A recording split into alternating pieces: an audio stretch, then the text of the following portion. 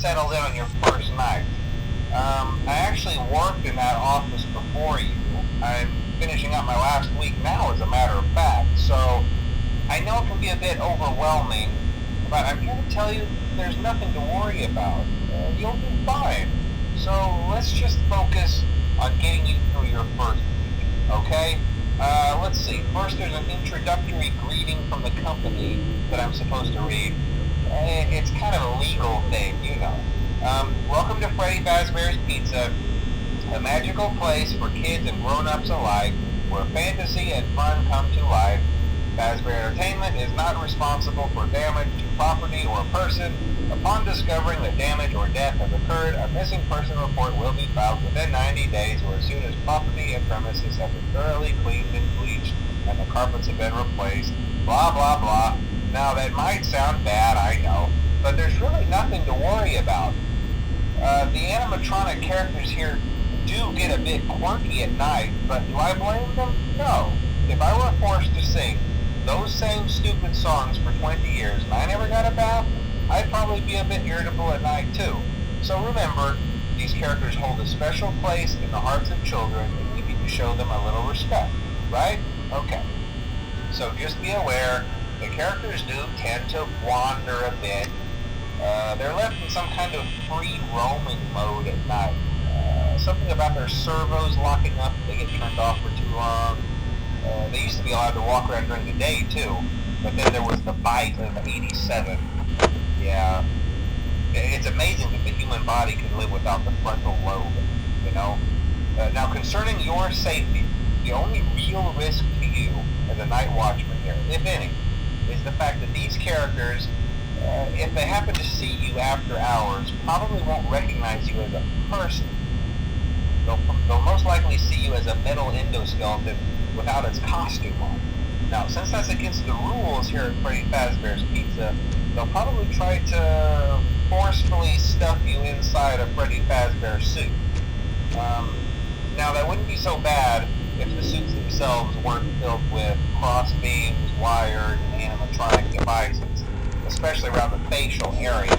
So you can imagine how having your head forcefully pressed inside one of those could cause a bit of discomfort and death. The only parts of you that would likely see the light of day again would be your eyeballs and teeth when they pop out the front of the mask. Yeah, they don't tell you these things when you sign up. But hey, first station of the breeze. I'll chat with you tomorrow. Check those cameras and remember to close the doors only if absolutely necessary. Gotta conserve power. Alright, good night.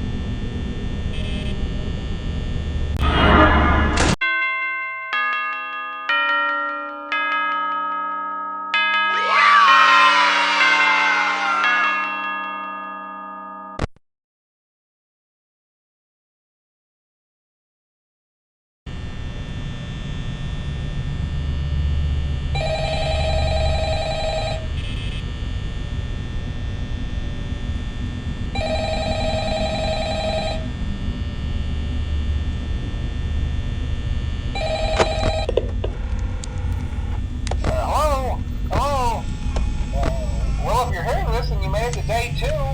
Congrats. I won't talk quite as long this time since Freddy and his friends tend to become more active as the week progresses. It might be a good idea to peek at those cameras while I talk, just to make sure everyone's in their proper place, you know. Interestingly enough, Freddy himself doesn't come off stage very often. I've heard he becomes a lot more active in the dark, though, so hey, I guess that's one more reason not to run out of power, right? I also want to emphasize the importance of using your door lights. There are blind spots in your camera view, and those blind spots happen to be right outside your doors. So if you can't find something or someone on your cameras, be sure to check the door light. You might only have a few seconds to react. Not that you would be in any danger, of course. I'm not implying that. Also, check on the curtain in Pirate Cove from time to time. The character in there seems unique in that he becomes more active if the cameras remain off for long periods of time. I guess he doesn't like being watched. I don't know. Anyway, I'm sure you have everything under control. Talk to you soon.